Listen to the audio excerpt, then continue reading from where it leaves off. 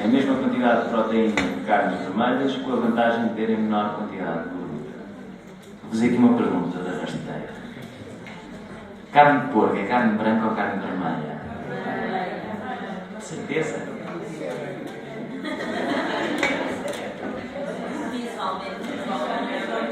Não é vermelha nem é branca. Carne de porco tem propriedades das duas, ou seja, é uma carne mista. Entre a carne de vaca e a carne de porco, qual é que é a melhor? Decisão. Porquê? Qual é que é mais saborosa? A de porco é mais saborosa que a vaca?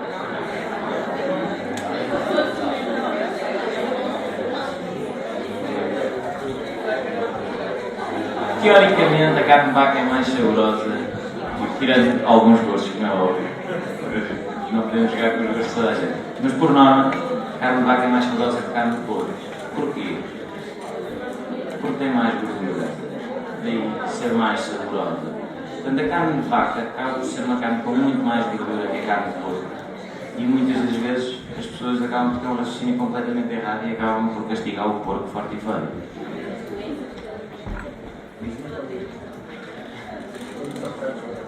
Portanto, aqui é mais uma daquelas coisas que toda a gente pensa de uma maneira que acaba às vezes por não ser tão linear assim. Evitar fritos e preferir cozidos ou grelhados. Também podemos preferir estofados ou guisados. O que é que acontece nestes estofados ou guisados? Sem refogar, porque senão estamos a fazer um processo de fritura. Ou seja, meter tudo num tacho e só depois sim o tacho ir ao forno. Beber água em abundância ao longo do dia. Todos já sabemos que temos que beber 1,5 litro para ser a dose certa, não é? Chás e infusões sem adição de açúcar são uma maneira saudável e saborosa de consumir água e evitar sumos e refrigerantes. Se bem que existem aqui algumas condicionantes. Vamos imaginar que temos uma pessoa com 150 kg que gosta de comer 3 pratos à refeição. Tem que comer 3 pratos. Será, se calhar, aqui interessante eu juntar um refrigerante, por exemplo, uma cola 0%, em que os valores são todos zeros, só o único valor que está significativo é o sódio, que é sal. Será interessante eu adicionar uma bebida com gás em que o valor é todo zero, para lhe encher o estômago e reduzir a quantidade de pressão de comida que ele faz? Se calhar assim, portanto aqui podemos ter alguma ginástica em alguns casos. Vamos tirar de um lado, mas vamos ganhar do outro. Evitar açúcares e produtos açucarados. Evitar adicionar ao leite, chá ou café. Sempre que se adiciona é açúcar de borla. Vai diretamente para a barriga sem passar na casa partida. Diminuir o consumo de sal. Não adicionar sal fino a pratos já confeccionados e substituir por ervas aromáticas e especiarias. Nós temos imensas ervas aromáticas, imensas especiarias. Os portugueses até gostam de fazer por cultivar isso em casa. São das melhores coisas para darmos sabor sem termos de estar a sobrecarregar-nos com sal e com outros tipos de aditivos que podemos estar sempre a utilizar na alimentação. Além das propriedades das ervas, que são ótimas para ajudar a digestão, processos de saciedade, enzimas digestivas, têm todo um conjunto de benefícios, além do sabor que são adicionados.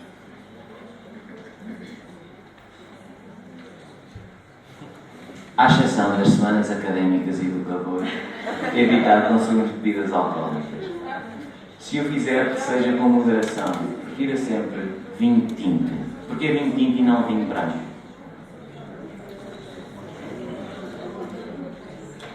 Porque o vinho tinto contém uma coisa que os outros vinhos não contêm. São compostos fenólicos. São os compostos fenólicos que têm características positivas para o sistema cardiovascular. Portanto, quando dizem que o vinho faz bem ao coração, é verdade, mas é o vinho tinto, não é mais nenhum. Mulheres grávidas, crianças e jovens até aos 17 anos não devem consumir nenhuma porção. Erros mais frequentes na alimentação. Poucas refeições desequilibradas e desorganizadas. Isto é um clássico. Intervalos muito grandes entre as refeições e consumo abusivo de açúcares e sal. Muitas vezes consciente e muitas vezes também inconsciente, como alguns casos que já aqui vimos hoje. Consumo abusivo de refrigerantes, consumo abusivo de fritos, enchidos e fumados, baixo consumo de água e jejuns muito prolongados. Estes são principalmente os erros mais cometidos. Estes erros podem ser todos eles evitados ou atenuados com outras coisas. Por norma, estes desequilíbrios levam à formação de doenças. E estas doenças, no fundo, são causa direta de uma dieta desequilibrada. Em regra, admite-se que uma dieta desequilibrada origina doenças. Mas muitas vezes nós também, e já vimos pessoas que são ultra cuidadas com a alimentação, que acabam por ter algumas doenças sem sequer estarem à espera. Ou seja, o que é que aconteceu aqui? Será que apenas a alimentação é suficiente para evitar determinadas doenças ou para prevenir determinadas doenças? Ou existem algumas coisas que nos podem ajudar depois nesse processo? De facto, nem sempre é possível, através da alimentação, principalmente com todos os agentes externos que nós vivemos nos dias de hoje. Antes, os nossos antepassados tinham que se preocupar com a peste negra, com isto, aquilo. Nós agora não, temos que se preocupar com o stress, com o tempo, com andar de um lado para o outro, com isto, com aquilo. Com outro problema também, que é a velocidade com que os alimentos são feitos, são processados, que acabam por ter uma quantidade muito menor de nutrientes ou de substâncias que deviam ter e que acabam por ser reduzidas. Depois isso tudo se reflete num desenho final que é o nosso corpo. E esse desenho final, às vezes, por muito que se tenha desenhado bem, acaba por não ser suficiente. Ou seja, às vezes é importante o uso de suplementos na nossa dieta. Porque muitas vezes eu posso estar a fazer uma dosagem certa de cálcio, por exemplo, como eu falei há bocado, mas eu não tenho uma quantidade suficiente de vitamina D, esse cálcio não vai ser absorvido. Portanto, se calhar sim, sempre fazer uma suplementação de vitamina D para conseguir absorver o cálcio. Dada a quantidade de alimentos processados que comemos hoje em dia, por exemplo, há muita tendência a desenvolver o colesterol. Se calhar seria interessante, visto, e cada vez mais, eu noto muito em clínica, que cada vez mais o colesterol está presente e cada vez mais em gente nova e que não conseguem baixá-lo. É verdade. Existem já pessoas muito novas com colesterol e às vezes já vem por má metabolização do corpo, porque o colesterol há por ser uma metabolização do corpo, do próprio corpo produz colesterol. Se houver aqui uma má regulação, por muito que eu faça uma alimentação correta, eu vou ter que precisar de um suplemento, até para evitar uma sevastatina, que é um tratamento logo muito mais agressivo, que vai criar uma tendência muito maior. E para mim não faz quase efeito nenhum.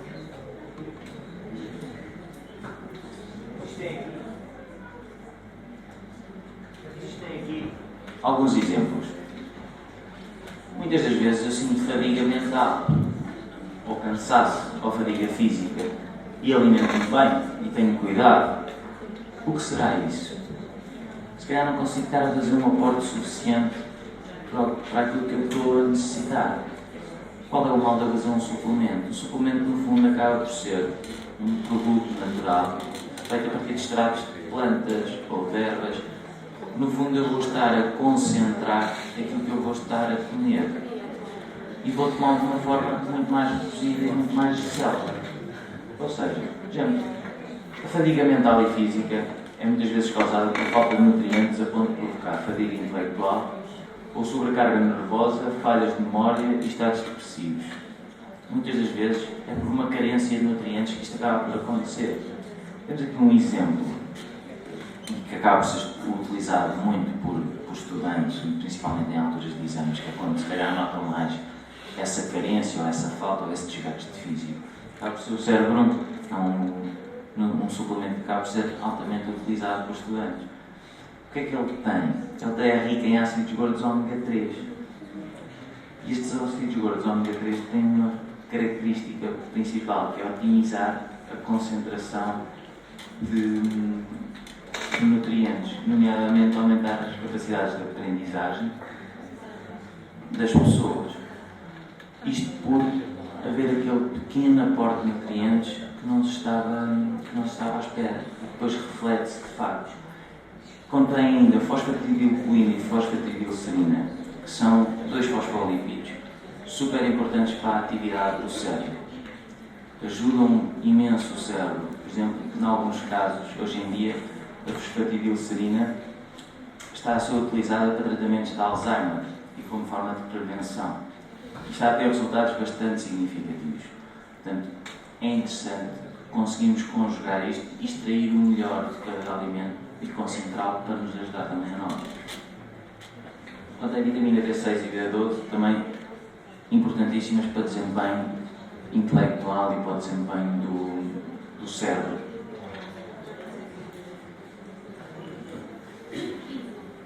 Falei há pouco do colesterol. O colesterol, de facto, é um problema, porque o colesterol deve-se a uma má metabolização do corpo, ou seja, acaba por ser um desajuste do mecanismo de acumulação. Nós, além de produzirmos colesterol, bom e mau, também acabamos por consumir colesterol, acabamos por consumir gordura. Portanto, temos 2 fontes. Muitas das vezes, mesmo cortando uma fonte de colesterol exterior, acabamos por ter uma fonte interior a continuar a produzir. E essa fonte interior pode altamente ser combatida através também de um suplemento. Por exemplo, o colesterol é o Duo. Este suplemento é uma coisa ótima. Ele é feito a partir de arroz vermelho fermentado. O que é que este arroz vermelho fermentado tem? Tem uma capacidade de reduzir a biossíntese do colesterol. Ou seja, inibe a enzima que produz o colesterol. E aqui vão ter resultados logo diretos. Além disso, existe aqui outra coisa. Os mesmos ácidos gordos, por exemplo, estavam no outro suplemento, acabam por estar neste. Ele acaba por se tornar rico em ácidos gordos ômega 3. O que é que estes ácidos gordos ômega 3 têm também de bom? Diminuem aqui os níveis de colesterol altamente. Por isso é que quando dizemos, quando alguém tem colesterol, coma peixes gordos, estranho que pareça. Porquê? Porque são ricos em ômega 3, que é ômega 6, que vão baixar significativamente o colesterol. Contém ainda vitaminas B6 e B12, também bastante importantes. E contém uma coisa muito curiosa, que é ácido fólico. Qual é a importância do ácido fólico? O ácido fólico vai mexer nos níveis de homocisteína. Eu, ao tomar ácido fólico, eu reduzo os níveis de homocisteína. E a concentração de homocisteína está relacionada com doenças cardiovasculares, que são consequência direta, por exemplo, da acumulação de colesterol. Portanto, eu, ao fazer esta dosagem de ácido fólico, vou estar a diminuir a concentração de homocisteína. Automaticamente vou estar a aliviar problemas cardiovasculares que eu possa vir a ter. Por exemplo, artrite. Muitas vezes as pessoas pensam que a artrite só se deve por causa da velhice. Não é a velhice da artrite. A artrite acontece porque acaba por haver uma perda das forças nas articulações. Isto porquê? Porque acaba por haver uma fraca produção e absorção de colagênio de glucosamina. Portanto, é esta deficiência que vem depois dos alimentos, destes 2 nutrientes, que acaba por causar este tipo de problemas que se torna bastante incómodo a longo prazo. O artronato, por exemplo, outro suplemento, acaba por ser rico em colagênio hidrolisado. O que é que interessa neste colagênio hidrolisado? Quando ele está hidrolisado, a sua absorção é muito mais rápida. Portanto, podemos conseguir resultados muito melhores que não conseguiríamos em clínica só com alimentação normal. E automaticamente temos benefícios do paciente muito mais rapidamente. Duplica a quantidade de nutrientes acumulados nos tecidos cartilaginosos e ajuda na formação de cartilagem. Ou seja, ele ao dar mais colagênio, automaticamente vai estar a formar mais colagênio nas articulações. Torna-se muito mais fácil este processo. Eu, através da alimentação normal, era muito difícil conseguir atingir uma dose de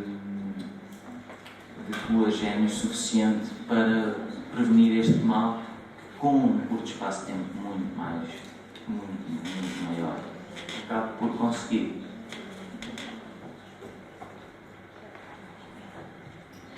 Hipomagnesemia, por exemplo, falta de magnésio, também acaba por ser uma coisa muito comum e que acontece muitas vezes. Toda a gente sabe que o magnésio está relacionado com as câimbras, ora nem mais. Quase toda a gente sofre de câimbras. Mas existem mais coisas que acaba por estar relacionada com o magnésio. O magnésio, a falta de magnésio, por exemplo, pode chegar mesmo a dar náuseas, irritabilidade, contraturas musculares, ritmo cardíaco alterado, dores de cabeça. Existem várias coisas que a falta de magnésio dá. Uma pessoa nem tem noção se dá ou se não dá. Que acaba por acontecer. E isto, por exemplo, o Mega Advance, que é um suplemento de magnésio, acaba por colmatar estas falhas. Isto porque tem bisglicinato de magnésio. Qual é a diferença do magnésio para o bisglicinato de magnésio? É que este está de uma forma muito mais facilmente absorvível. Ou seja, eu tenho um problema, o magnésio só é absorvido 30% a 40% de toda a ingestão que eu faço. Grande parte é perdida ao longo de todo o processo. Portanto, eu se conseguir fazer uma ingestão extra e que me facilita esse processo, porque não vai ter degradação no estômago e vai diretamente para o intestino, onde vai ser absorvido mais rapidamente, eu consigo aliviar todos estes sintomas sem fazer isto. Como vocês já devem estar cansadíssimos de me ouvir, a título de conclusão, devemos então focar-nos numa coisa, que são objetivos para o futuro. Isto fundamentalmente vai ser o que vai definir tudo o que nós vamos querer ser relativamente ao momento. Devemos sempre ler toda a informação possível acerca dos hábitos de uma alimentação equilibrada. Uma pessoa informada está sempre à frente de uma pessoa desinformada. Descobrir os hábitos prejudiciais e tentar corrigi-los. Estabelecer o peso desejado. Calcular o número de calorias que se ingere. Distribuir de forma harmoniosa pelas várias refeições esse número de calorias. Encarar a hipótese de fazer exercício físico diário. Eu sei que esta é difícil. Ler toda a informação possível acerca dos hábitos de uma alimentação equilibrada. É o mesmo.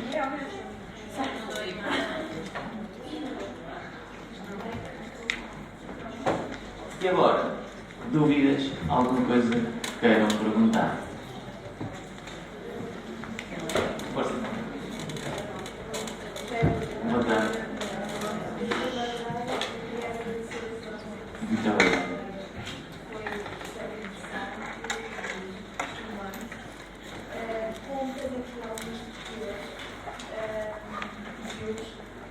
Gostava de comentar o filme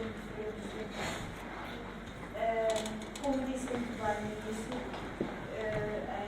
na área da nutrição, cada pessoa, entretanto vão surgir as evidências e vão surgir modificações relativamente ao aleitamento materno. Já se sabe, está mais comprovado que deve ser feito durante os primeiros 2 anos de uso, se for possível, para as mães. E dizia no filme que deve ser fornecido caducidade até aos 6 meses. Entretanto, sim, já existem algumas alterações. Chegou-se à conclusão que não é suficiente, portanto, a partir de 4 meses já tem introduzido novamente. Relativamente a outro aspecto que também foi tocado, relativamente à fruta, ao momento em que se deve ingerir a fruta, claro que é excelente substituir a sobremesa por fruta, que é agradável, e terminar assim a refeição. Mas alguns colegas seus também dizem que, por causa A fruta deve ser antes. da oxidação, não é? Para aproveitarmos ao máximo. A fruta é um pó de 2 volumes. Ou seja, o que acontece com a fruta? A fruta pode dar fome, como pode tirar fome. A fruta tem açúcar rápido. Ou seja, eu quando como uma peça de fruta, eu passar 15 minutos tenho um pico de açúcar. Mais ou menos, passar 15 minutos. Eu aí tenho pouca fome. Estou nesse pico de açúcar. Mas como eu fiz um pico muito rápido, eu vou ter uma descompensação. Vou acabar por descer esse pico de açúcar. Normalmente isso acontece à meia hora. E deixa abaixo do nível normal médio acostumado. E aí ganho fome. Portanto, o comer a fruta antes, se for comida 15 minutos antes, é ótimo. Diminui o apetite. Se for comido meia hora antes, até pode ser prejudicial, porque aumenta o apetite. Agora, se é feita antes, se é feita depois da refeição, tirando mais este mecanismo prático, acaba por ser pouco relevante para o organismo. Mas pronto, lá está. A meu ver. Sim. Também acho que é um ponto de Deus, normalmente, quando a fruta é enchida fora as refeições, se considera ou bolacha. Isto é sempre também muito discutido. É exatamente o mesmo princípio. Mas a bolacha é mais uma fonte de calorias, ou seja, está a adicionar uma coisa que se não existir. Eu em consulta às vezes jogo com isso e às vezes não jogo. No fundo a bolacha acaba por ser um hidrato de carbono médio, de absorção média, para colmatar este hidrato de carbono de absorção rápida que é a fruta. Ou seja, além destes 2 picos que eu vou ter um pico alto e um pico baixo. Ao tomar essa tosta acaba por ter algo mais intermédio. E estabiliza-me um pouco esta diferença de glicémias. Se uma pessoa passa bem só com a peça de fruta e sempre que ela perde peso, se ela se aguenta bem e não sente muita fome, eu não me importo de dar só a peça de fruta. Se eu vejo que a pessoa, de facto, depois acaba por ter que se vingar a comer uma porcaria qualquer, se calhar mais vale dar ali uma pequenina bolacha para combatar isso. Isto em doentes normais, atenção. Em pessoas normais. Se formos, por exemplo, normais, sem qualquer tipo de patologia. Se formos, por exemplo, um doente diabético, já não podemos fazer o mesmo tipo de abordagem.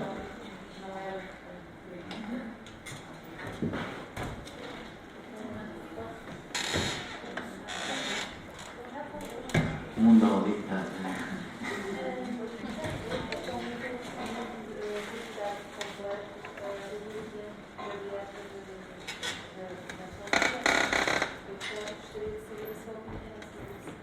Não tem problema. O glúten, no fundo, acaba por ser um bocadinho mais chato das lentes celíacos.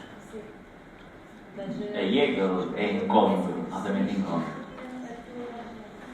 Mas existem alguns estudos que o glúten inflama muito os intestinos e que faz processos inflamatórios nos intestinos.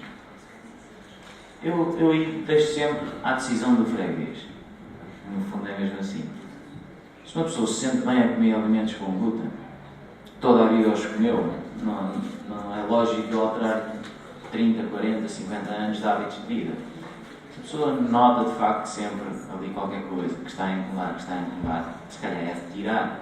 Se a pessoa notar melhorias e que anda muito melhor, muito menos inchada, que não tem muito menos processos inflamatórios, continua.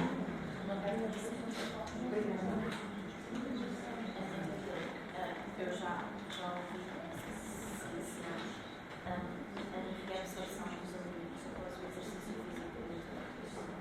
Ou seja, é feita de maneira diferente. Pode ser.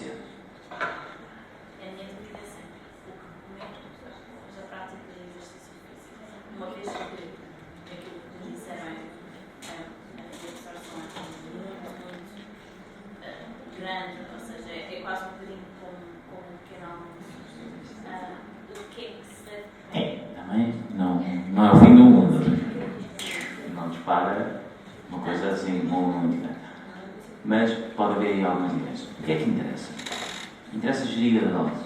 Pode haver tendência a querer abusar na dose do exercício aplicado. E depois interessa outra coisa, que é tentar fazer hidratos de carbono de absorção rápida a meio do treino, para potencial do treino. No fim do treino, podemos ir mais para hidratos de carbono de absorção lenta.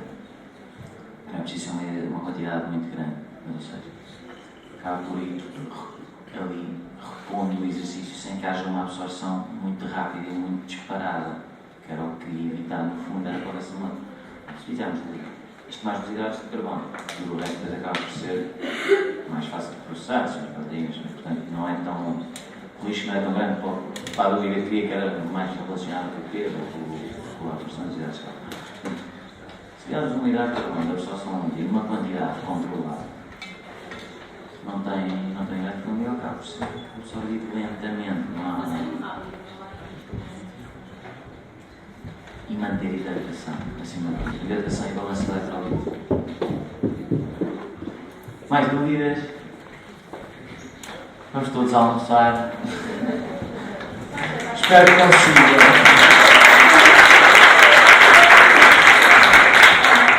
Professora Medital, eu saí de imediato e pediu para eu agradecer ao doutor Caetano de ter disponibilidade a vir aqui e dar este seminário, que acho que é muito importante para vocês, e agradecer a vossa presença, que foi de facto em peso de todos os alunos da ERISA, não é? Eu que os conheço todos, não é?